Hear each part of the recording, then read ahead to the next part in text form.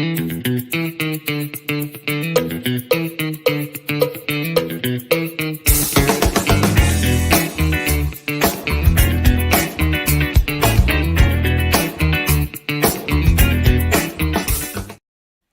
I am with Cory Mack. This is They Talk Funny. We're going to be talking about comedy writing, the life during COVID, and hopes for the future.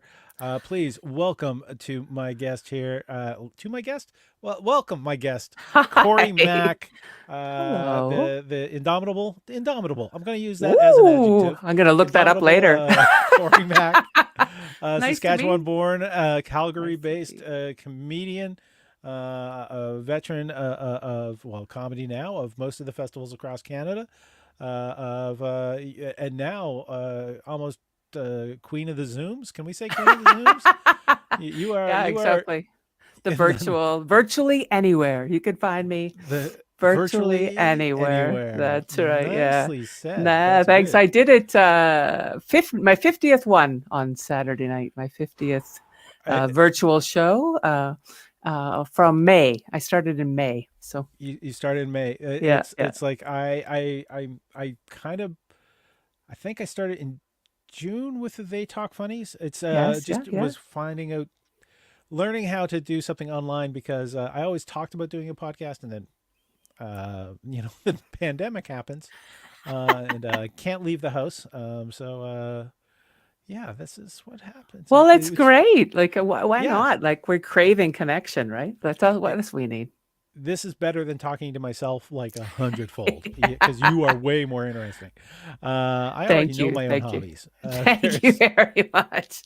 You'd like to know mine. See, yeah, normally I don't wear these. Like it's fancy to me. I'm sitting down. Normally I stand. I found out that comedians, stand-up comics are sitting down doing comedy, having other comedians join me on shows. And I was like, they're sitting. They must be sitting on a stool. Like I'm very fascinated by what people have come together. I call this Sugar Studios. This is my daughter's nickname is Sugar. This is her old bedroom. That's what I call this. It's just like Sugar Studio. That Sugar Studios. Well, what was Star Trek was originally done by Desilu Studios. That's right. That's right. Yeah. So you never know where the name comes from and what it will eventually lead to. So Yeah, exactly. Well, thanks uh, for having me. I'm very excited to be here. my pleasure. Now, okay, there's always been sort of like the East Coast West Coast divide when it comes to comedy in Canada. You are strongly in the Western camp, Hmm. which has produced some fabulous comedians. Yes. Uh, Obviously, but I mean, you have played all across Canada. You've done Winnipeg Comedy Festival. You came to Toronto for your No. Comedy Now. I did come to for my comedy now for sure. I have never done any corporates or I've never done the clubs in the East. I never did. I started when I was well, it's 31 years ago this year. So back then, Happy anniversary. nobody, yeah, thank you. There was no, couches to sleep on didn't interest me. I was older when I started, and I thought, oh, Making it pay, yeah. I don't know, and I was happy, doing the shows here and in the prairies and stuff like that. So I didn't do the. It didn't make sense to get out there. I was going to university when I started, and so it didn't make sense to go to the East. I really always wanted to do. So I've done the Hubcap Comedy Festival in Moncton. Right, I did Just for Laughs in right. Montreal. I did the Comedy Now taping in Toronto, but I've never actually done the clubs. And I was a club comic for the first many years, probably for 16 years. I was a club comic Now with you're a Yuck Yuck. soft seater, or No, and then I moved to just independently, like the independent circuit, what would we call the outside when I first started. Of course, there was the inside and outside.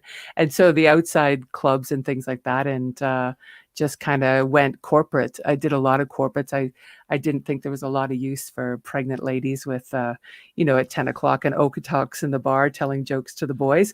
I didn't think they needed, it wasn't fair to them, wasn't fair to me, wasn't fair to the baby, quite frankly. At those times when everybody was but that smoking. immune So system. it was like, no, I don't think this is the right connection. So I really wanted to find the people that I really wanted to talk to. So, and that turns out to be fine Legion halls everywhere. So, Well, all Corey, how would you describe your comedy style? Like, I've had people tell me very storytelling. I'm one of those comedians that actually like people. It's really observational. I like I like what's going on, and first of all, it was about being single and dating and stuff like that, and then I got married, and then I had kids, and it's caring for parents and our lives, in our 50s, and so it's that kind of. I was writing for longevity because I didn't have a lot of time to write. I've always had a day job. I could have won any of those day job comic with a day job contests handily because I've had a gazillion day jobs.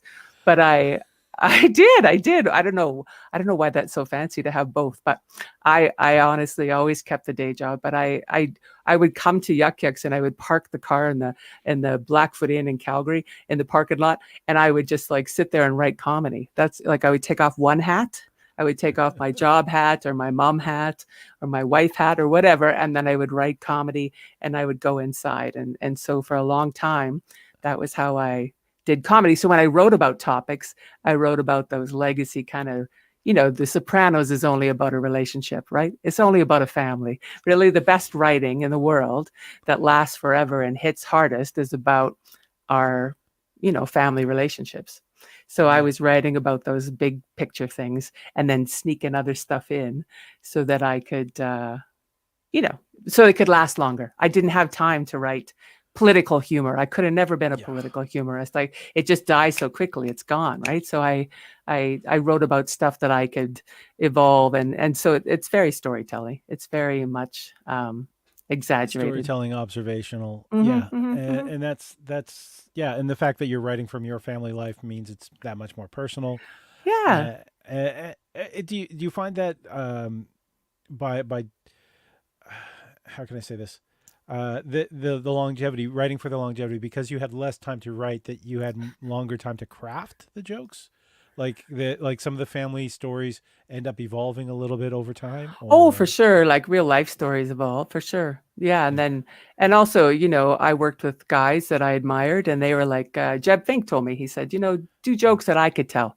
And that you could tell mine, like that you're telling jokes for humans. You're not telling yeah, jokes for women. And when I was coming up, all the women were like, all the men bashing women were hugely popular. I would be introduced like, oh my God, Rose, you've seen Roseanne and you've seen, here she is, men, buckle up. And I'd be like, hi, like, I actually like men.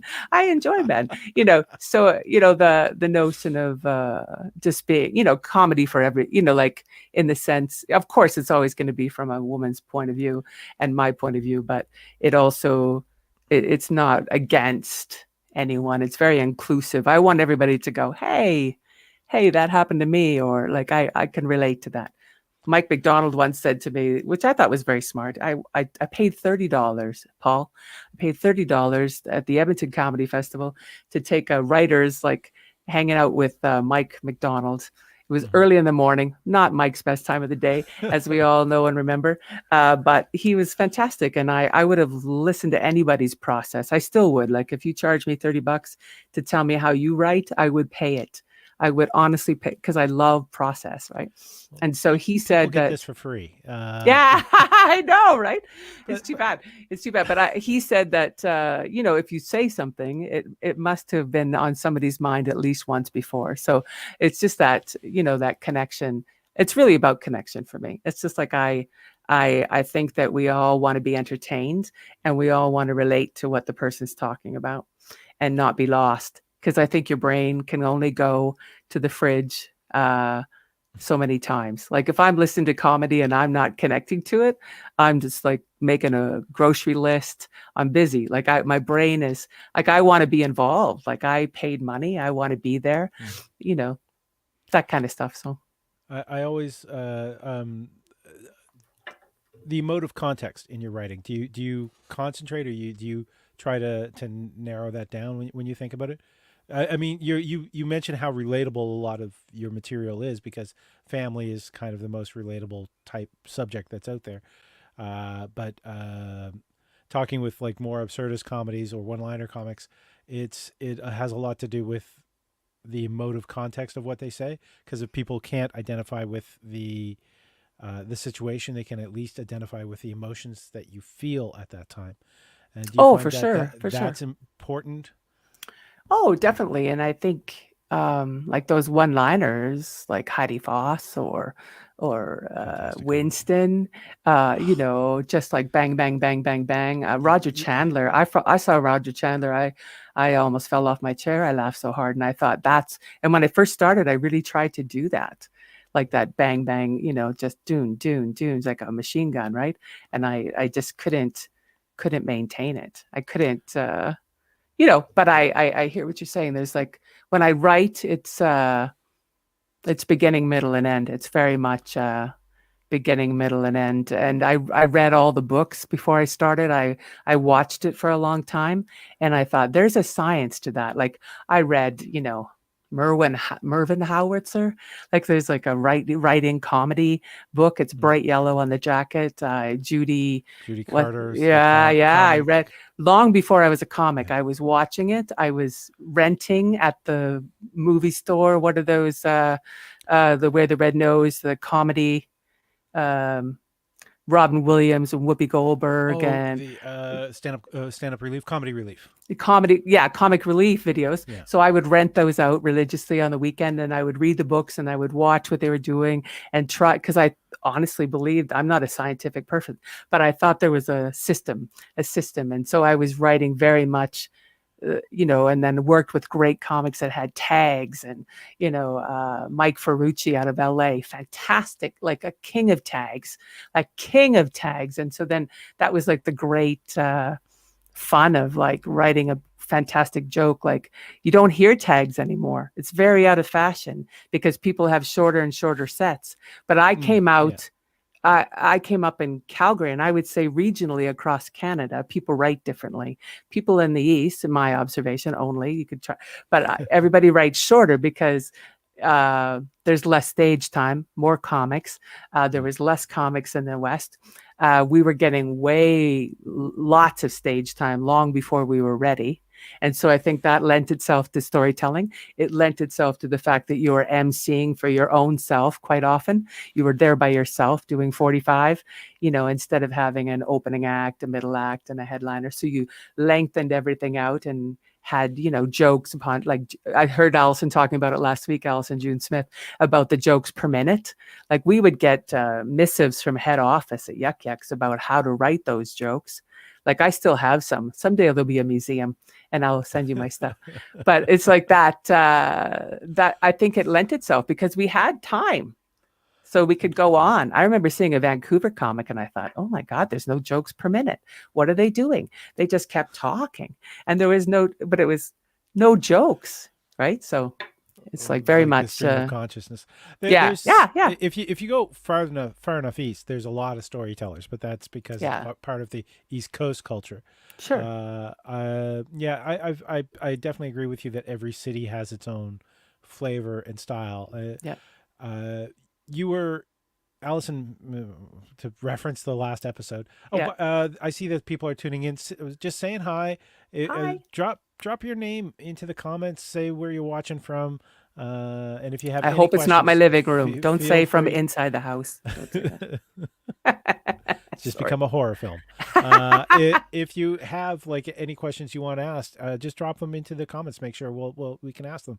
Now we got a like right away. Just on Yay. saying that. For yeah, so every city sort of has its own flavor. I always felt that was sort of generated by the comics who were successful in that city. They sort of educated the audience, and then the audience would reward the newer comics doing a similar style or Well, I doing think there a was similar lots of thing. times like I went out, like I was sent out to do work, like to be the opening act for Jeb Fink, or Mm. we were sent out with stronger comics that could handle the time if we didn't get the time. Used to say I got 30 if they're laughing. Like so we would, we had definitely mentors that we went out and learned from, and we used to have to watch. Like that was a thing. We couldn't get on the stage.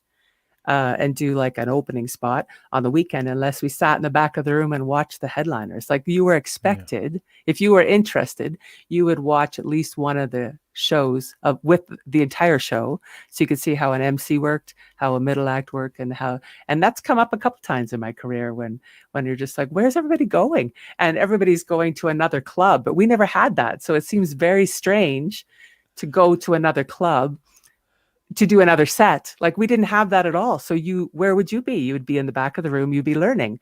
And so, all the comics that came out from the East, because they all toured from the East, and we'd go out on the road in Saskatchewan and BC Run, and we'd have days in the car with them. Like we'd be on the road throughout Saskatchewan for 5 days in a row. In a crazy long rides every day. So you had to hear the stories and you had to learn about and after that first show, that very first night was always weird because you prayed they didn't suck and they were praying that you didn't suck. That's all we wanted. It's like, it's going to be Yeah. an awkward 5 days if you suck on the first night. Yeah. Yeah. Yeah, and on top of that, it's like it's there was like three rules to being, working with the road comic is one, if you had a car, you got to I had a car. yeah, Yeah. you get a two is not sucking, and three is don't be an asshole to the headliner. That's Uh, right. That's right. That's right. Oh those yeah. it's a lot of likable people got gigs over talented people just because they weren't going to be an asshole to the headliner. Uh, Well, you you don't want fisticuffs somewhere in BC. I'll tell you that for free. yeah, it's a bear comes out of the woods. That's right. That's right. We got Judy Joyce has dropped in a comment. Hello from Hi, Dodsland. Dodsland. So interesting, Corey. Good job. Thanks, Judy. Hi, Judy and Fred. Hi, our neighbors Are your neighbors- from the so farm. Yeah, true. Yeah. they're not watching from the neighborhood. So yeah, you grew up a farm girl in Saskatchewan. That's correct. Yeah, yeah. I was from Dodsland, town of 200 people. Yep. Oh, okay. Well, that's double where I'm from. There's We're so fancy. Yeah. yeah, oh, so fancy now. There now you were you how soon did you get to Calgary? When did you start? You said you started while you were in university. No, yeah, but I went to 1 year university in Regina, Mhm. studied journalism, and then I came out to Calgary in 82 to 84. And then I started comedy in 89. So I was already working. Like I went back to university in 88, I think 89 in there. And I started doing comedy. So I was living with adults with developmental disabilities. I had whacks of money. I was out of debt. I went back to university and started doing stand-up. I took an improv class at Loose Moose, famous in Calgary and around the world internationally. And one of the amateurs, Viv Pfeffer, I don't know if you know Viv Kane, she used to work under. She was in the class just by chance, and she said, you should try stand-up. And so then the next week I was practicing with a bingo dauber in my hand and telling my roommates jokes. And then off I went and I did 2 shows. And then in our house, third time was lucky. And so you could die on the third time and never do it again. So I waited. I did 2 shows in May and then I waited to September and then did my third show and it worked out. So I just kept going. So it was, so long time ago. Now, Allison mentioned you were. I think she said one of the only I women was comics. the only one The for a only. long time for as a headline, like as a somebody, well, headliner, middle act, opening, like I was working a lot and One of there the wasn't, regular roster comics. yeah. And they considered me a headliner because I would go out and headline and stuff like that. But I never headlined the club. Like I headlined the club once, just a couple of years before I was done. But really on the corporates is where I did most of my work. Yeah. And Alberta was the land of money for comedians. Well, then I always figured, why not do the corporates? Like that was my end game. I always look at people and go, "What's your long game?" Because like, Yeah. what are you doing? What are you doing? Like, just write for these people in the Legion halls. What are you doing? This is where the money is. And really, like luncheons and like and Legion halls and people are people. Yeah. There is uh, I lost my train of thought. This is bad. This has been scaring me. My memory's been getting fuzzy. Oh yeah, a weird correlation that I never knew about was the fact that you were working with adults with um, mental. Developmental disabilities. Yeah, yeah, Yeah. yeah, yeah, yeah. Uh, David Pride started out the same way. Sure. Yeah. No, I had it that's was so just a wild. weird Yeah, connection that yeah, yeah. my head made. The very first time he did stand up comedy, he was working in a house for adults Yeah. with learning and developmental disabilities. Yeah. So yeah, it was Yeah, I kind of just neat. think I have had honestly 35 jobs. Like I'm not, I'm not bragging. I'm just saying I've had 35 jobs. I call them pockets of people.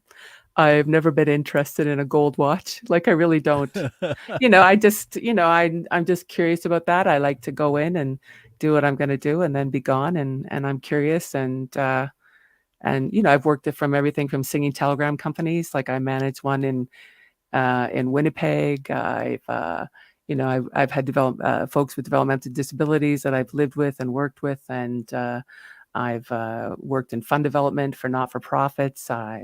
Right now I'm an entertainment director for an entertainment agency, so I book bands and DJs and comedians and fancies. So I've done a gazillion things. A gazillion, 35. It seems like a gazillion. And each of these things. Oh, we got hi from Kenora from That's my Lloyd brother. Mack. That's my brother. That's my older He brother. didn't stop Thanks. at Alberta. He went all the I way. know, I know. He kept going. Yeah. There is uh, so all these little pockets. All of these give you different sources of material, different stories that you can draw from. Is that Sure. do you think that might be subconsciously part of the reason you don't want to be tied down? You're not looking for the gold watch. You want I want the story. you want the story. Well, I know, but isn't it exciting? Like that's with the Zoom calls too. Like I pick mushrooms in the dark. That's right. I did, Lloyd. I did pick mushrooms for one summer. Well, for 6 days, to be honest, the hardest job I've ever had. Yeah, I think when you I think those stories lend themselves to that interaction and that connection. I think growing up in a small community does that. We were never left at home when our parents went for dinner. We all went together. I have three Mhm. brothers and me. So all 6 kids went together, and you were expected to talk to adults that were older than you, and you're expected. I played piano in the church when I was growing up. I sang in groups, and I just think that we were expected to be part of a community. So I can ingratiate myself into a community, and I can, you just learn about people. And I think that comics that do something other than staying in their mom's basement for all day long and only listening to people that agree with them learn a lot when they go out and talk to. Brittany Lysing's a perfect example. I don't need to drop names, but she's very great comic out of Calgary. But she's like the first female elevator mechanic in Alberta. So she spent her career working with guys in their 50s and 60s, and in a male dominated. But like she's had Mhm. conversations with people from other generations, and I think makes you a better listener and makes you a better comic because then you're relating to people. Very well said. Very well No, said. thanks. No, I like when I tell jokes in Legion Hall, like in a small town, we used to pray that people got married so we had something to do. So you could slow dance with somebody, Paul. Like, you know what I'm talking about if you're from a small town. We loved when we had some activity. And so when you go to do comedy in a small town, there's a lady named Brenda, usually Brenda, Linda, Debbie. They're the ones that book it. And you don't want to disappoint them because they have to live there the rest of their lives. And I know what small towns are like, right? And Yeah. so Yes. then, yes, exactly. And so and you think, then all the kids are going to be there. Anybody who's 16 that can sneak in the door and sit with their grandma and grandpa or their mom and dad. Like, so, you have to write jokes for them, and you have to write jokes for the older folks and the guys in the middle. Like, and it's not clearly jokes for them, but jokes that everybody can climb into. Hmm. That's my gig. Now you mentioned when you were writing beforehand, like you started out just parking your car and writing out your jokes. Like you had a kernel of idea, of course, beforehand. Yeah. Like how much, like you had to steal time basically away to write is what you made it sound like. Um, I did, but then, I've written like other things like, so like a one person show, those kind of things. I've stolen big chunks of time on mhm. occasion, but the jokes themselves, that's how they lended it And when I first started, I was hanging out all day because I was living with people with developmental disabilities who had day programs, and I had a lot of money, so I just smoke cigarettes and drink coffee and write jokes. Like that, when the basis of my act, right, was hanging out with other Calgary comedians that we're just trying to get to amateur night and have new jokes when we got there, so we didn't waste our time on amateur night. Like we all wanted to have at least one thing new. Did you uh, would you say that you wrote a bit of your material on stage, or like what percentage would you be writing on I've stage? had that Or happen. I've had that happen on and I always think the comedy gods are smiling. All of a sudden, yeah. I have one joke about when I was I, don't stand up, you'll tip the picnic table. It's just like when when skinny people get to hear the cutest things, like eat something else, you're going to blow away. Have another little piece of pie, you look a little gaunt. On the stage, I said for the very first time, don't stand up, you'll tip the picnic table. Like that came out of nowhere. Like that sentence has been part of my life, my entire life, just the law of nature. But Right. I said it out loud and I was like, like I was just so pleased. I was laughing myself, just like, but that doesn't very often happen. It's really the chunk is there. But then once you start doing corporates, you want to give them the best chunks, right? And so Right. I always had little places in my act where I could put the new stuff in. And so then when you had time and you had an audience that was playing with you, then you could try the new stuff, and that's when you can write on stage. I think that's been Mhm. my experience, is where you can muck around with the word. Like I have a joke right now I'm trying to write about goat yoga, which as a farm girl I find ridiculously awesome. And I was trying to explain it to John Wing. I said, like I'm 58, I don't I'm saving my luck for like driving on on the Deerfoot Trail in Calgary when it snows. I'm saving my luck for winning the lottery. I'm not saving my luck so a goat doesn't poop on my head during downward facing dog, which is a really chunky sentence, as you could tell, but I haven't worked it out yet. But I think the premise is there is that we only have so much luck. And I'm trying to match it around this goat yoga because I can't imagine laying down on a yoga mat and not having a goat poop on your head. Like I don't know why people are paying money for this, right? So I get an idea like that and then I just keep mucking with it and then hope that something comes out the other side, not to make it a poop joke. But there you go. Ta-da. Yeah, yeah. Okay, you also work as a writer, so obviously you refined. But I was talking about the like the your starting process was writing point form. You were using pen and paper, I guess, in your car. Yeah, and What? I used to have a set list in my pocket on a piece of foolscap. Mhm. Like if you don't know what that is, it's lined paper, Paul, foolscap, and it would just have like a piece of foolscap folded up in my pocket. One of them got me to Just for Laughs, and Mhm. then I retired it, and then I got a new one, and the set list evolves and stuff. And I think pen and paper is my thing. Um, when I've done like writing plays or writing things like that, it's been typing, obviously, computer, that kind of stuff. But I like, for comedy, I like pen and paper. Pen and paper. It's also it's a comfort thing. Yeah. It's the way you first start doing it is the way that you are most comfortable in expressing yourself. So trying to learn a new process and then get to that mental headspace to write, I find is also difficult.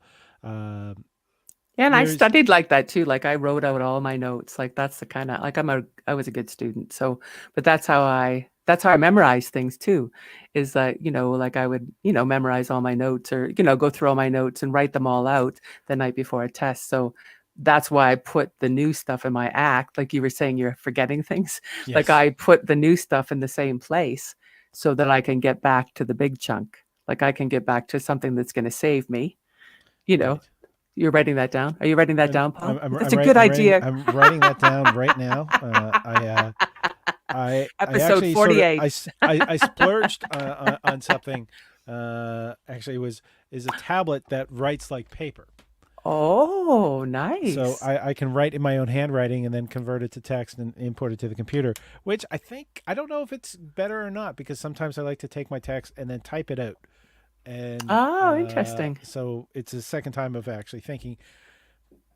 But your ideas, where were the ideas coming from that you were writing out in your car? I've been roundabout trying to get to this? Like, what is? Are you like? Is it the turn of phrase, or you just something made you laugh and you want to focus on it, or do you invent some of these stories knowing the characters that you've interacted with, or I a think I combination? exaggerate. I think I exaggerate something that I've heard. I think for me, stand-up comedy is an exaggeration of me.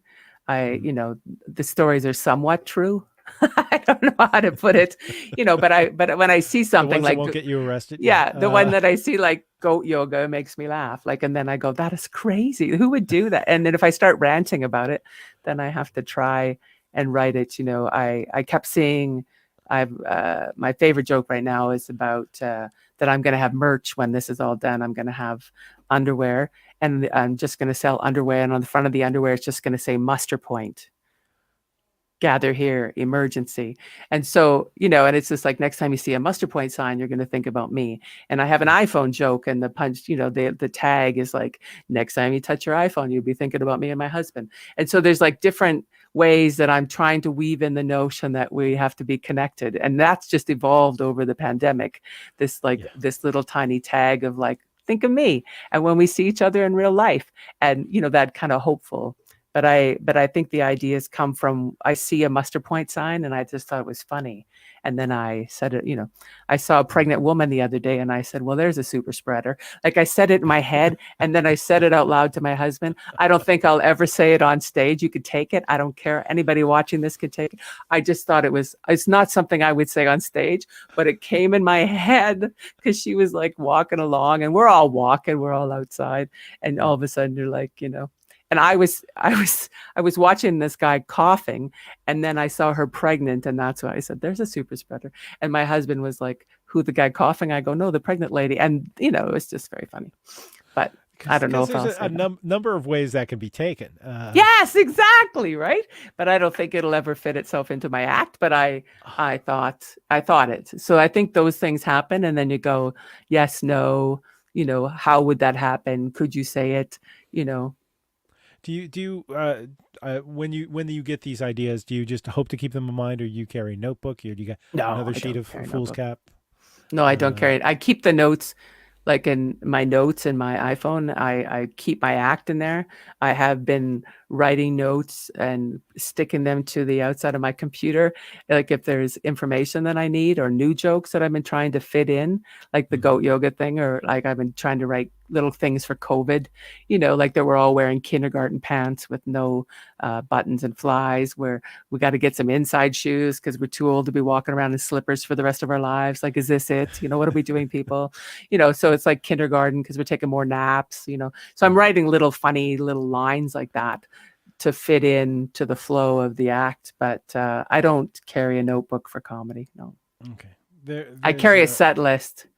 And then now the set list is getting more and more details underneath of it, because it's getting harder and harder, because now I jump around more. Like, I used to exactly tell the exact same thing.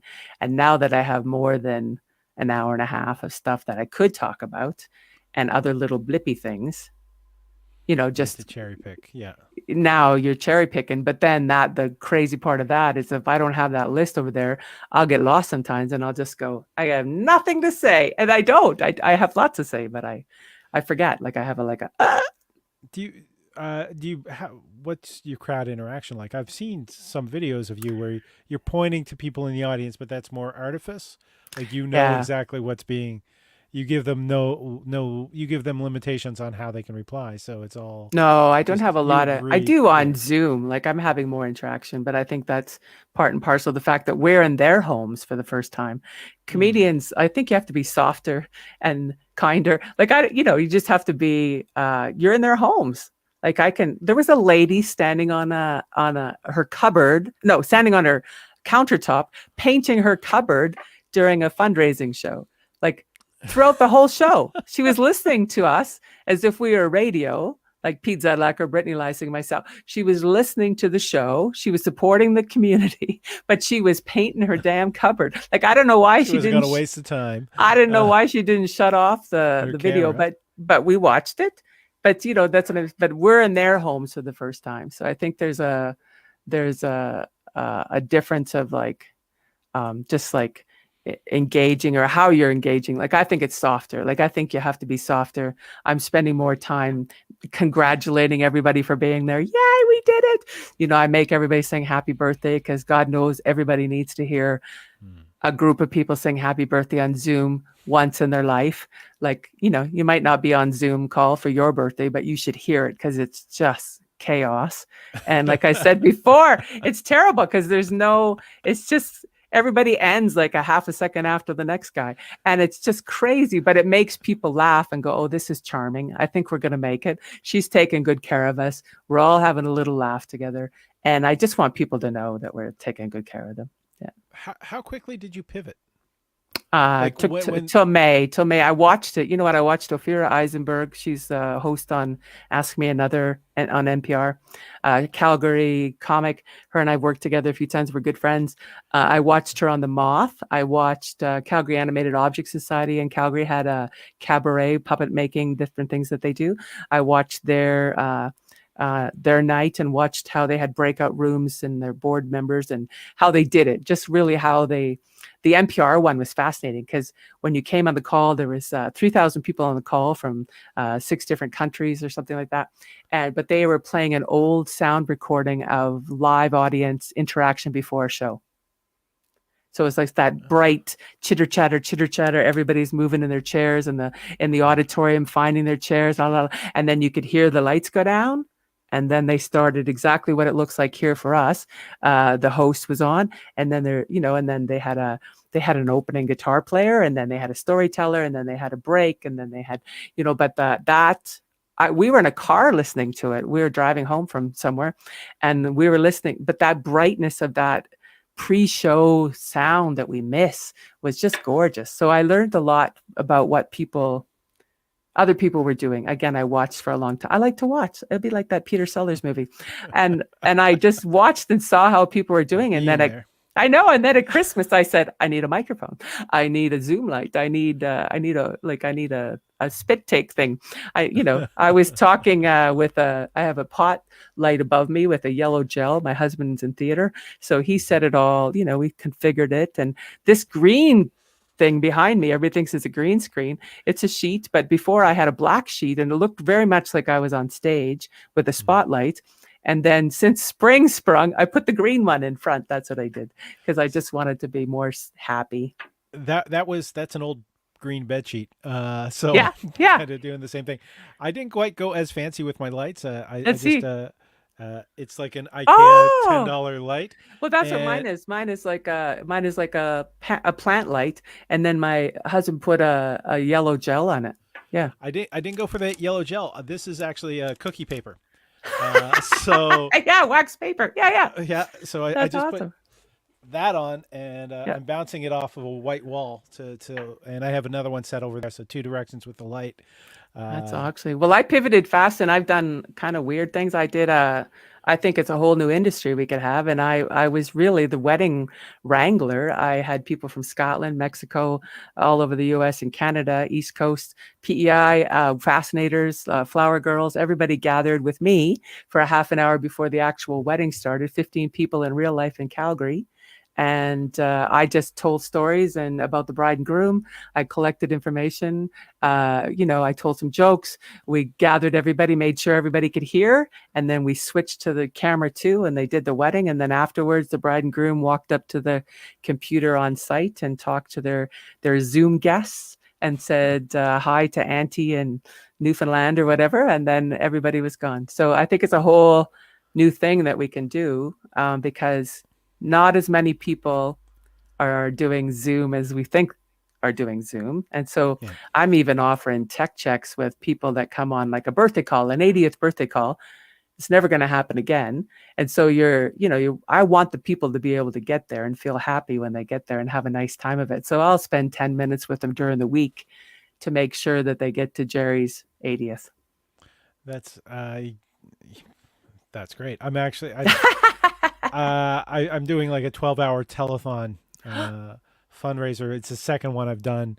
I'm doing the tech for and having to educate the various acts about like best connection, protocols, etc. And it's I'm not smart enough to know how to use Zoom or OBS, So I just go with like the simple program that I have here. But so you made that you made that pivot. It took you to May, but you have really ingrained yourself in it. You've done 50 shows.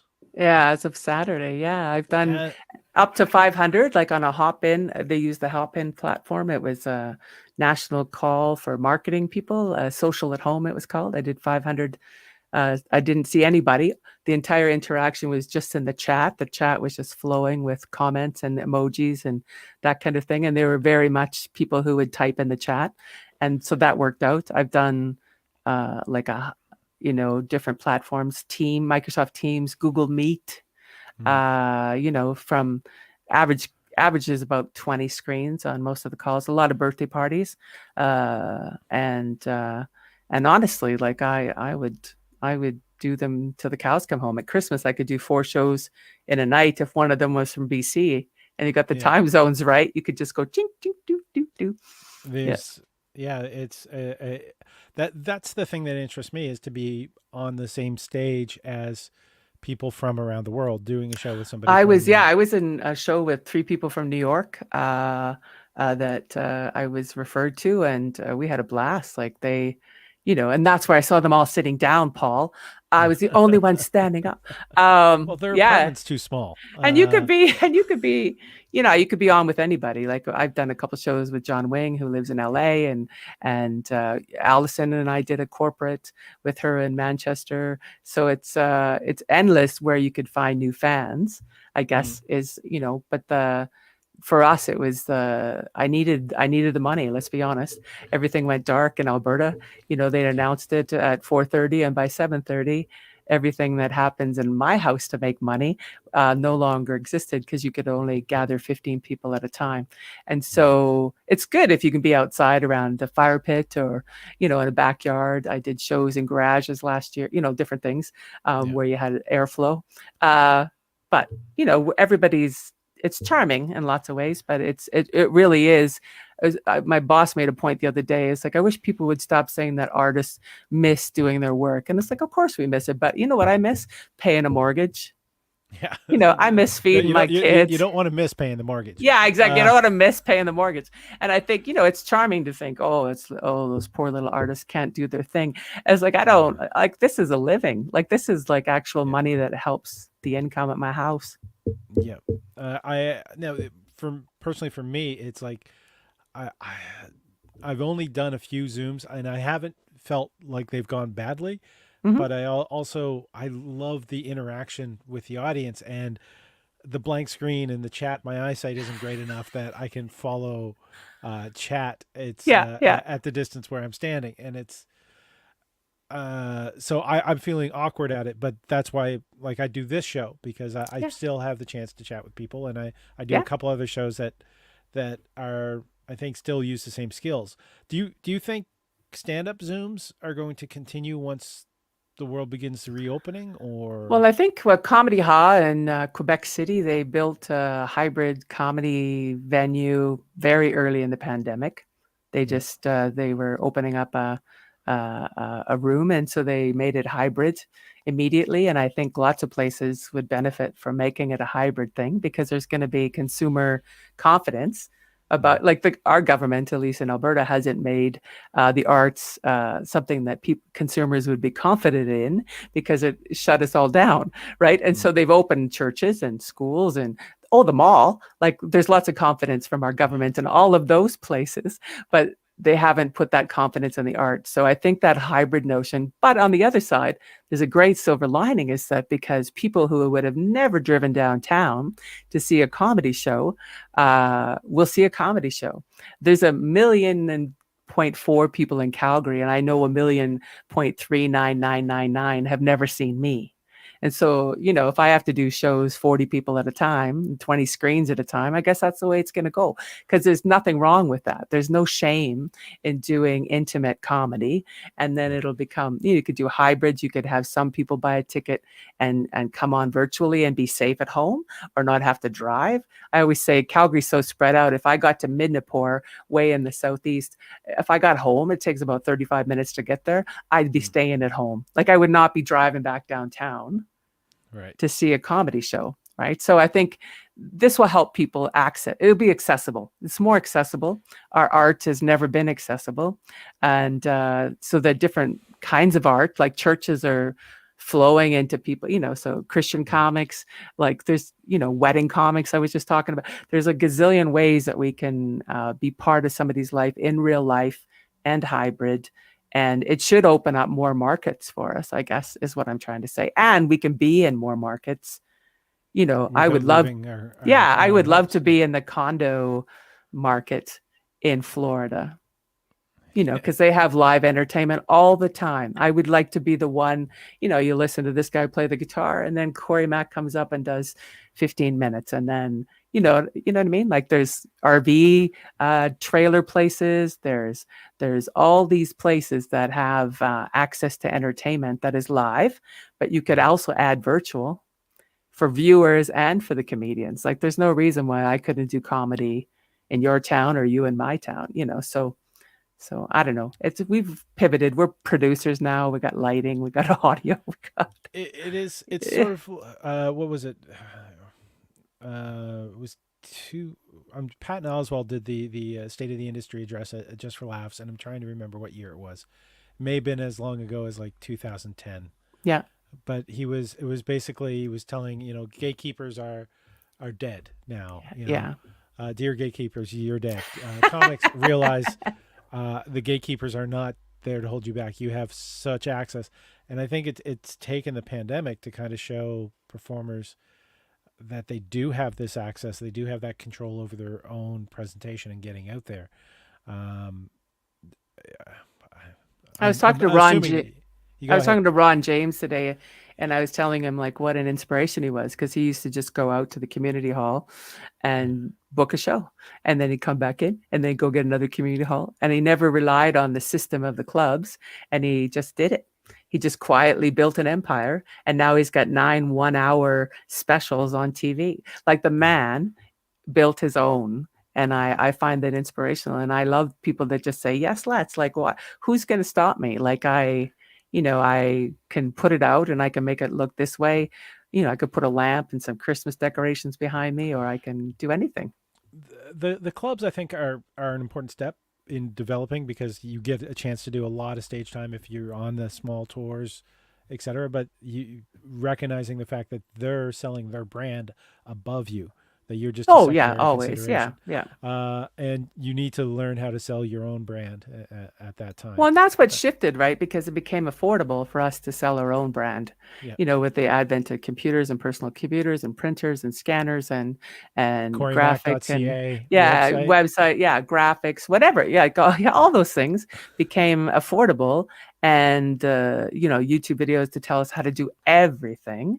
Like, I've got lined up to watch an OSB one and this one and that. Like we're all trying to learn as fast as we can, because we can, because we have free access to people who have also had that issue, and Yeah, so we're all learning, and we're living in a time where things are very easy to access how to, and so we don't need the gatekeeper to tell us whether or not we're funny, whether or not we can get on the stage, whether or not we can tell that silly joke that they don't like, because some people, a gazillion other people like it. There's yeah. lots of ways. Yeah, there's lots of freedom, and I think um that's exciting, because there's somebody for everybody. I tell everybody, just like, honestly, just I actually tell people, all these pandemic shows, I've been telling people at 3 o'clock, set your watch, teach yourself how to tell a joke, go watch a comedian. There's a gazillion out there. Every day at 3, to take a break, and just watch somebody, because nobody tells jokes or hangs out and just uses it in conversation. And I said, then come back next year and then we'll all tell each other jokes. Like, really, like we're all out here trying to, bring it to people, right? So It almost sounds like you're trying to sum up this show. no, I'm Uh, not. No, I'm just no, but no, saying but that's that's yeah. It's I want to continue. I like talking yeah, with you. yeah, no, you could keep talking. I love it. Uh, there. So now you are a producer. Did you become more of a producer because of the pandemic, or did you were producing No, no, I co-produced the YYC Comedy Festival. So we had Okay. Comedy Festival in Calgary for 7 years. Harry Dupe and we co-founded it, and then we ran it for 7 years. So we had 6-day festival. For the first 5 years, it was in the fall, and then we did the last maybe 6 years it was in the fall, and the last year was in May. And so we learned a lot by that. I would say, and Pete Zadlacker brought this up, I think we had the only Canadian comedy festival that actually had all Canadian comedians on it. And some people lived in other parts of the world and came back, but we got them back. And because I really believe that there's so we produced on that level of curating comedy. I believe in curating comedy. I don't believe every comic is for every audience, and I'm very attuned to who should be ready for that. Yeah. It's Harry Dupe is amazing. Brilliant man. I'm a huge fan, though. I cannot, every time like I think about Harry Dupe. Craig Campbell had they went quote, together. Yeah, they had a quote about Harry. He said, Harry Dupe, if you don't know Harry Dupe is the kind of guy that you can call if you have an obscure question about anything, like who won the Grammy on such and such a year for Best New Artist. And he'll give you the answer. Then he'll give you up a follow-up story that's even more obscure about a fact that you didn't ask about. That's exactly it. Exactly. It's just one of those great brains. Mike McDonald was like that too. He had an extraordinary brain for dates and images and music. Cover story. Talking about dates and Mike McDonald, I think we're just a week past the anniversary. Yes, yeah, I saw that. Yeah. Of his passing, which was 5 years after, like almost to the day for the surgery that saved his life. Yeah.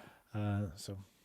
Yeah, we had a 3-date, 4-day tour, and I counted as one of the greatest times on the road I ever had. Like he was a great musicologist, I guess. Like he had a 10,000 gig iPod, and he would record his act on it every night. But he had all these cover tunes, and he had up to 7 cover tunes, like of one song. And so my husband doesn't like disco. His wife Bonnie doesn't like disco. And so here's his 2 of us dancing down the highways, going to Medicine Hat, singing Disco Duck. And like he should have had his own radio show or his own podcast, because the man had all these stories about growing up and the discos and all the music, right? So every story every song there was like a reaction of why this one, but a cover of the same song. We just had a blast. So I count that. I didn't want to stop for gas. We almost ran out of gas, Paul, because I didn't want it to end, to be honest. Yeah. And he's turned to me and he goes, Cory, you'd rather run out of gas for that? Like he was like, he goes, no, we're going to get some gas. How about that? I'll stay awake. Yeah. It's sort of like the way Dan Aykroyd. There's a lot of comedians who are very enamored with music, but Dan Aykroyd has his blues program. Because the Blues Brothers was he was into the music way before he was into doing this sketch. Yeah, he was deep in. Yep. If I can say, like, have you ever had any bad experiences on the road with like promoters or venues? I had one with turned out to be a great experience, but I was with Chuck Byrne. Oh yeah. And we show up and we didn't have the paperwork because it wasn't like email wasn't a big thing to your phone at that point. And the guy says, no, there's just 2 of you. You're supposed to be doing 2.5 hours. And like we said, it can't be 2.5 hours. Like the most they ever do is 2 hours. Oh, it was 2 hours. It was 2 hours. Like it was just, it was supposed to be like maybe a 90-minute show or a 75-minute show. It was just 2 of us going out there. And so Chuck just said, go out there, have fun, whatever you don't feel, I'll do.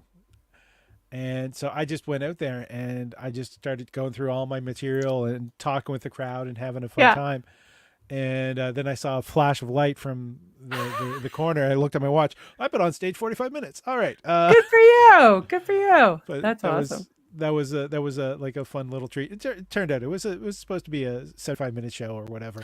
Just it was a huge convention hall in Cape Breton. It was packed, and the guy was just trying to milk as much for us as he could. So Oh yeah. my gosh, for his big crowd, hey. Yeah, no, there's been some interesting characters out there, but it's just you just smile and nod your head. Like I learned very early, I'm a good I just smile, nod my head. We had weather, we had bad weather. Bobby Keel Jr. and we had a terrible time. I would say 96 between Christmas and New Year's. Cell phones were new. I don't think there was any towers, but we were coming from Cranbrook to Calgary. And I think it was 6 hours and it took us 9. The snow was so bad we couldn't turn left we couldn't have turned across the highway because you couldn't actually see anything. So, I had gasline antifreeze in my bag because I'm a farm girl. And we stopped and put like there was a pull out to the right, so we put gasline antifreeze because we had so much snow in the engine that the spark plugs were all wet, so we couldn't accelerate going up hills. We could only accelerate going down hills. Oh, It was crazy. We stopped and we took Mac when they had Mac stores, and we took their Slurpee cups and we like dug out the engine full of snow. And the whole time Bob was going to kill the guy at the car rental place that rented us a 4-cylinder instead of a 6-cylinder. I was like, no, that's not his. Nobody rents you a 6-cylinder, Bob. But my whole job was to keep Bob on keel, as it were, to get back to Calgary because he had a gig on the other side of Edmonton for New Year's. Like literally, the Greyhound buses weren't leaving Cranbrook. We learned at the hotel in the morning, nobody was leaving Cranbrook. The highways were like pretty much socked in, and we took off because Bob had a gig on the other side of Edmonton. So yeah, we it's had adventures. yeah. Winters in the prairie provinces are far more harsh Oh than they are yeah. in And we Nova always had to Scotia. drive so far. There's only one time I didn't leave the city. They had shut down the Greyhounds. The airport was shut down, and I phoned the booker and said, I'm not going to Lethbridge. And he was like very disappointed in me. And for a long time, he made me call him every time I went to the gig as if I wouldn't go to a gig. Like, why would I not go to a gig? Like, I like It was attention. I'm a middle extenuating. child. Yeah, it's like my husband wouldn't let me leave the city because it's too bad. Like I'm a great driver, and I was like, I got to the Greyhound. I was about to get on a Greyhound, and they shut the buses down. So, in my fairness, I was trying everything. Yeah. You're making Lynn laugh so hard she's crying. Oh, Uh, good. I love that. I love that emoji. That's I, my uh, favorite. I do have one story. There was, I think, 3 cars of comics. We were going out, just very raw, very new. David Pride's second show ever, and So smart. we were driving out to a theater in Lunenburg. Hmm. I can't No. remember. Small town, Nova Scotia. Yeah. And I notice I'm driving. I notice in my back mirror, car behind me, headlights just like turn. I'm going, oh, somebody just spun out behind me. Yeah. And then the lights on his roof went off, and they closed the highway behind us. One of the cars of comics didn't make it to the show because they got That's so turned because around they're on because the other side. Oh the no. highway got closed. So Oh like we no. got there, there was snowmobiles parked outside the theater. It was Oh my gosh. We were at a show. I was at a show one time. I was talking about this Christmas because the corporate airplane didn't make it from Calgary to Lloydminster because of snow. I drove there and made it, and 12 people that worked in the Lloydminster office and I had the Christmas party. Everybody else was in Calgary because I drove. Yeah, yeah. No, it's bizarre to imagine, and they're so happy that you're there that they're just like delighted. And I like a job where people are happy when you're late, when they really want you to show up and do the best you can and I love the small relate. town shows for the I same reason. I totally mean, love. um, I totally love, and it's always somebody, ever they would say, they'd hand you the check. I hope you're funny. And I was like, well, I hope the check doesn't bounce. Like, I don't know. What do you say to that? Like, what? We're both taking a risk here, lady. Here we go. though I did do a pretty scary show in LaPro, New Brunswick. There's a book Thanks, in these Jim. stories. Thank Yes, you, there Tim. is. Yeah, yeah, a gazillion of Uh, them. Yeah. which Daryl Purvis was headlining, and Ah, love I, them. I was hosting, and I had made peace with the front audience slightly, but it was a very tough show. The owner of the bar kept on saying, "No, we'll delay. Wait for more people." So it was like a 9 o'clock show, and it's at 11:30. I think we started. They ran out of schooner beer, and the owner woke up a guy who was passed out to go get more beer. So obviously not quite legal. Oh Uh, my gosh. Here's my story. I just remember. So 6 years in, I was at a show uh, in Athabasca, and it was one of those Christmas shows where they sell the tables. There's tables of 10 people. They sell them to different companies. So one might be the people, the teachers at the university. One might be this. One might be that. So I did 6 minutes to nothing. Harold Proust went on. He went on first. He did a hands expert. He was like a bit of an improviser, little stand-up comedy, but he always ended with a hand expert. And they loved it. They loved it so much that when I came on, they had no idea what I was doing.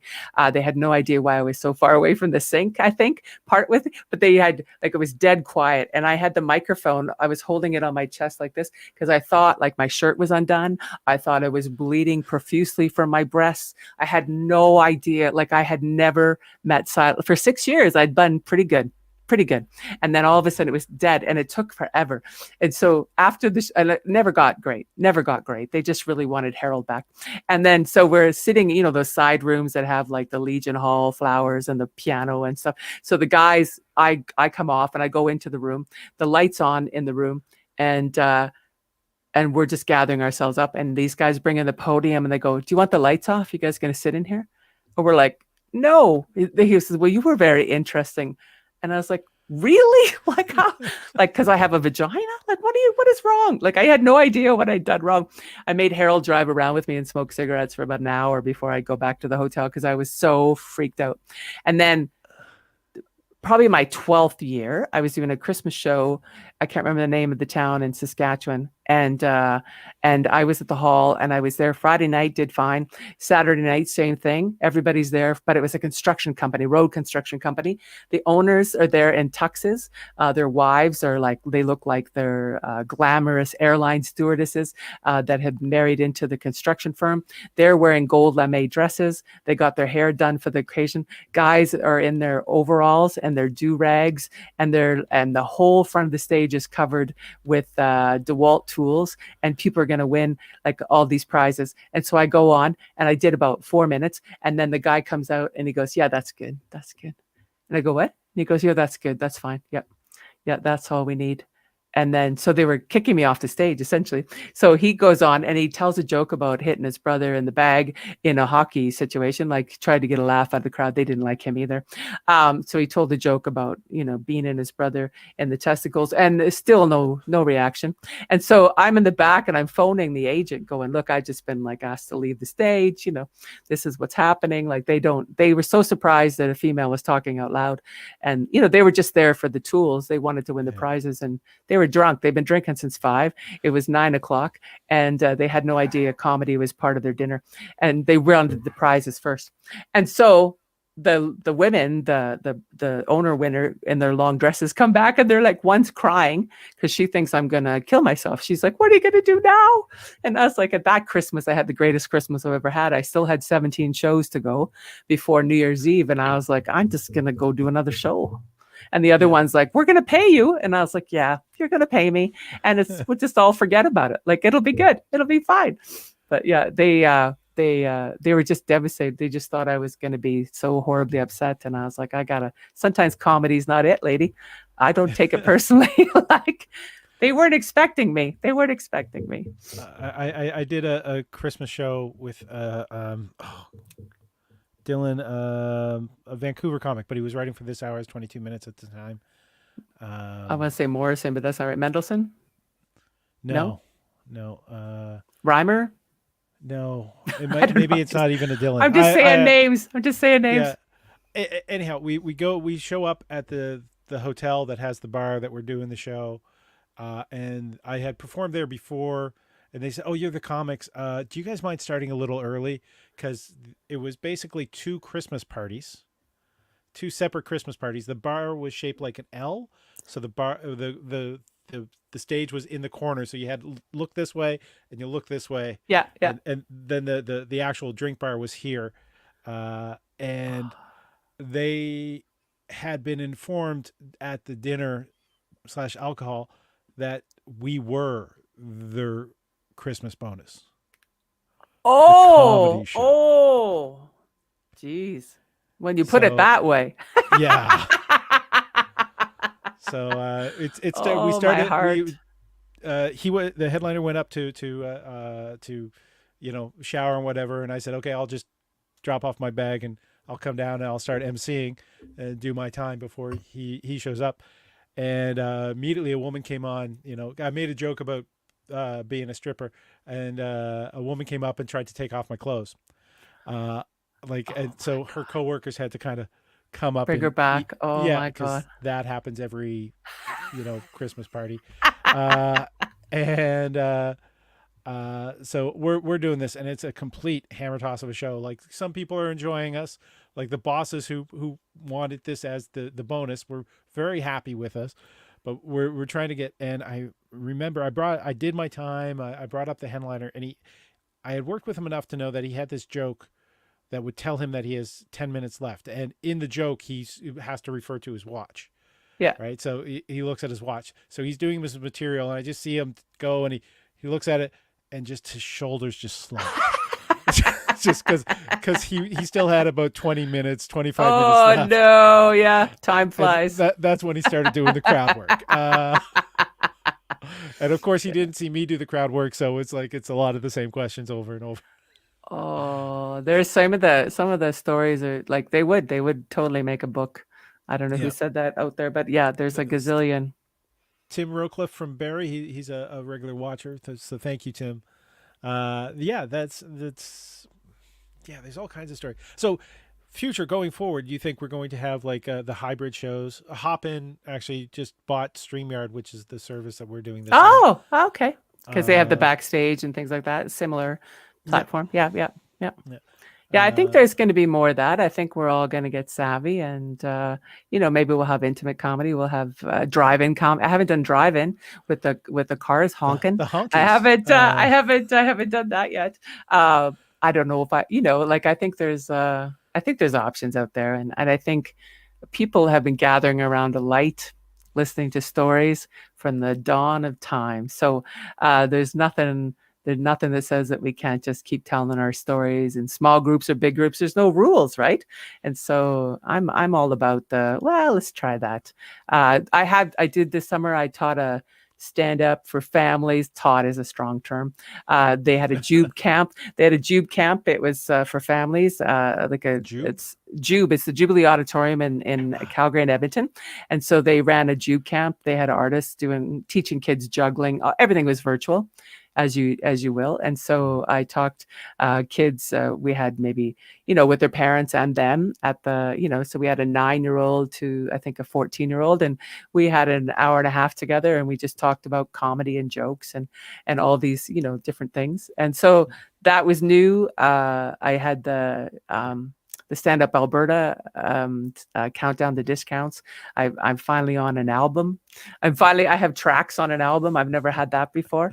I was going to do an album in Dodsland, Judy. I don't know if Judy's still here, but I was going to record my 30th year. I was going to record an album in my hometown, and I may still do that in the 31st year. I might not hold out to 2022. I might try to get out there this Christmas. But I think those kind of projects that you've always wanted to do, this is when you could prepare for them, I guess. And I have a play called The Goose Queen of Kindersley that I would like to actually do again. Like I would like to punch it up and apply to fringes. I don't, like there's things that, I write things and then I don't touch them for 8 years because I get working or doing something else. So, it's I just let them meld, and then I read them and I go, who wrote this? And then you go, oh yeah, that was me. And then you just get inspired, and then you can write some more and, do fun things. And there's so many things you can do online. Like Maria Bamford was fantastic. She was creating new sets, and then she'd just throw it up on Twitter and go, who wants to come watch this? And a donation to blah, blah, blah. And then she'd have an audience watching her her new. I did one day. I watched her new set, and and she was just trying to get feedback and audience reaction. And her husband was sitting beside her in the chair, like she was kind of talking to him. And so I think there's nothing that we can't do that would benefit us all, just to play. And if you need to sleep, sleep. And there's everything's possible. Like, I don't feel like I've done tons, but I feel like I feel really happy with this product, and I like watching people online. Like, I watched Rebecca Northern, great Calgary improviser, has blind dates. She did a whole bunch of dates early in the pandemic online, and I learned that you should have, your face is bigger and be closer to the screen, and putting, I had 5 board games underneath my computer, and like, you just learn things from people. So I think I'm the world's greatest audience member. So I'm hoping that there's still things to watch. You're a damn fine performer as well. Oh, thank you. Thank you. Like, I have a lot of fun. And that shows, and that connects with the audience, that they can see you having fun and they want to have fun with you. And well, I think right now everybody is quite tickled that we're trying. They're like, good for her. Good for her. It's that old improv status, just like keep failing. People they just love that. They're just like, yay, look at her. Look at her. I actually, I have a member from the 404s, which they're not Calgary, they're Edmonton, I guess. Going to be on my show on Monday, it's a panel show I do with nerdy topics. Awesome. So the 404s, are an improv troupe. So Mark Wynn from that is going to be on. Oh, brilliant. Yeah. This has been an absolute pleasure. Is there anything that I should have asked you that I haven't? Just because my memory is fuzzy and. No, I know. Final story to close this out. Oh, the head. We gotta hear. It wasn't Big Wheels or Hot Wheels. What was it? Was you met a certain celebrity? And you got a kiss. That's right. I want to say that I'm 1 degree of separation away from a couple of famous people. First of all, a lady in Dodsland once made a liquid embroidered picture of the Last Supper, and it's in the papal collection of gifts with the Pope. So we're all 1 degree of separation. Now you're 2 degrees from the Pope. Yeah, and also at the World of Wheels in Calgary years ago, the Fawns kissed me on the lips. True story. My biggest Instagram hit when I put that picture of the Fawns. He's wearing like a powder yellow shirt. It was pink or something, but it was like, and I just adore him. He doesn't need to prove he's cool anymore. My God. Cool. He was so funny because he had a book, like I think he's dyslexic. I think he's got some kind of reading thing that he was writing about it in this book, and he was promoting his book, and you could buy his book and get it autographed. And so he was very nice to the children. He shook my husband's hand, and then he gave me a kiss. And I was like, oh, there's the Fawns. So we've been watching, we've watched Barry twice. It could be because of the Fawns, but as a kid from Happy Days, glorious. Yeah. Like, I really, really, our lives. I think that's where I learned all about making out, was on Happy Days. I remember the Fawns taking a bra off a garbage can in one episode, like a big brassiere was wrapped around and he just walked by and snapped it off. Yeah. Totally. There he was. He's evergreen, the Fawns. And he's killer in Barry. So he's still a ladies' man. Still a ladies' man. He's totally. That's a gorgeous, gorgeous character he plays. Yeah. I just big TV watcher. Maybe you could say that in the interview. Cory's a very big TV watcher. It's been lovely. I was going to say, we didn't tell the story when Paul and I last had an interaction on Facebook. It was, we were measuring the size of our heads because somebody told me that people that are on TV, like news broadcasters, sportscasters, famous people, have larger heads than normal. And so Lori Gibbs, who's like glorious, she had just started comedy. She wanted everybody to be friends. So one of the ways she befriended me, other than squeaking my breast, was that's another story, another podcast. And she just boop. And anyway, she wanted. It's just weird that it's like the cheese curds just squeak. Just like, boop, boop.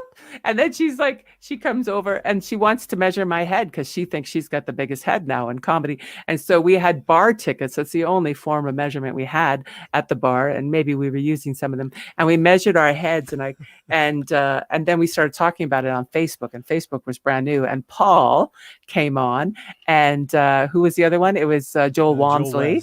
West. Oh, Joel West, Joel West. West came Yeah. on, and we were all measuring our heads, and then we decided that Brent Butt wasn't on the conversation, and who was Simon Cotter. We decided Simon Carter. Yeah. they were not. They might have won too, but there's a lot of comedians with giant Yeah. heads in a good way. But this was the You dog did at the not. meet. You did not. Yeah, you beat Lori and I, but Lori and I were exactly the same. I think it was like Yeah. 13 bar tickets. So if you're at home tonight and you're pandemically bored and you need to have a game, then you can measure your head and please send it to They Talk Funny, care of Paul Ash Comedy, and let us know how big your heads are, and then we'll meet back here With and pictures in the measuring tape or with bar pictures. tickets, That's whatever it is. the only picture I have of Paul is taken from. Look, I can't put my fingers together. This is so weird. It doesn't show up as a mirror. Anyway, so I have a picture of Paul and the measuring tape. It's got to meet whoop, here, and then we'll know if you have a head bigger than Paul. Or look at my hair's a mess. I can't do it. I can't do it. I can't do it backwards. So yeah, do that, and then we'll know whose head is the biggest. I will send in my measurements, and you can talk about it to no one. Or everyone in the coming. We could have a contest. I'll send you a toque or something. Lynn. See, Look this at is the non-gender specific measuring contest. that's right. That's right. We've been doing it's a weird safe one to things. do. Yeah. Yes, Saskatchewan's been socially distanced and maybe doing weird, fun, simple, fun things for years. So that's the sign of great, fun people. And thanks so much for having me come and join you tonight. My This is pleasure. great. Thank you, Cory. This has been great fun. Thank you, everybody who's tuned in. Please make sure to hit the like button. Subscribe to the channel if you want to hear me talking at or with at. I did. I subscribed. You subscribed. Cory subscribed. So if you want to hear me talking with other comedians in the near future, next week is going to be he's a New Brunswick boy but lived in Alberta for a while. Andrew Albert. What? Look at that Yeah. handsome devil. Look at him. And he's the chef. And he's a craft sommelier. And a sommelier. And he cooked me the only lamb. I'll tell you a quick story. I've never eaten lamb in my entire life. I thought I would go to my grave without touching lamb to these lips because I did not want to eat lamb. And so one day, Andrew and I had a gig outside of Calgary, and he so graciously phoned me at my work and said, "Do you want to come for dinner?" His partner was already living in Montreal. She's like, "Do you want to come for dinner?" And I go, "Yes, that sounds fantastic." What an opportunity. Like, I was just like, this is so kind. No comic has ever invited me to dinner, to cook me dinner. And so I left work. I went to his house, and he had gone to the store, and he was making his and his partners, like Melody, I can't remember her name, making their famous lamb stew, a bourguignon. He had a wine that matched it. It was exquisite. This was his piece, like his last time he was going to buy it before he moved. This is the last time he was going to make it because he was buying it from his local butcher. Like, he had worked all afternoon to make me this stew. Did I eat it? Yes, I did. I ate it. I was like, oh my God. So, and this will be the first time, if he's watching, this will be the first time he knows that I didn't. And I was like, okay, here I am today. I made it through the experience and I'm bigger for it. But the most important thing was that he was kind and generous and welcoming me to his home. And food is the great connector. You just go, yes, of course. Yes, I will. That sounds lovely. More wine, please. That's what I was like. Yes. It was awesome. You might not know he actually owned a restaurant for a time. I didn't know that. I just knew he did craft services in the movies. I knew that. Yeah.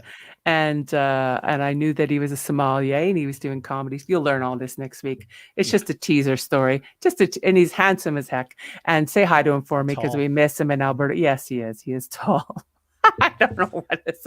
He is tall. You've got more movies. You've got some movies. You've got it. You've got it going on. You don't need to be tall. Who needs that? I haven't heard that in years. Oh, he's so tall. I'll think about that all night. All right, Paul.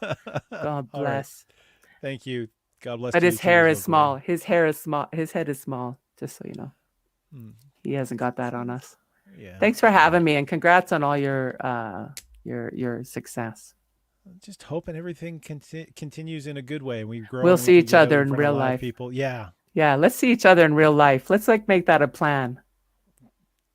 you know what? I want to come out do comedy out west. So maybe that'll be your Yeah. thing. Or if you're coming out to Montreal, give David Acker a call. Like God. just I know. Not you. That was so funny how you put that, Paul. If you're coming to Montreal, don't call me. Just call David Acker. Just get away No, from me. no, no, no, no. I mean, like, cause he's co-owner of the Comedy Nest. Like, that's Yeah, the he big did. club in town. He was at my Comedy Now taping. Hmm. Yeah, yeah, yeah. He was helping Rick Bronson do his taping. Yes. Yeah. They did a There. big finish. They did a big finish together.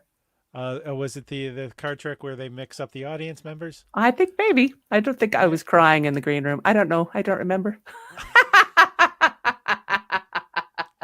Anyway, I adore you. Thank you so much for thinking of me. I really appreciate it. My pleasure. And What a this has delight. been a lot of fun. Everyone, please. Corey Mack Wilson on Instagram if you want to see the picture with Fonzie. Her website is www.corymack.ca. Follow her thoughts on Cory Mack at Cory Mack on Twitter.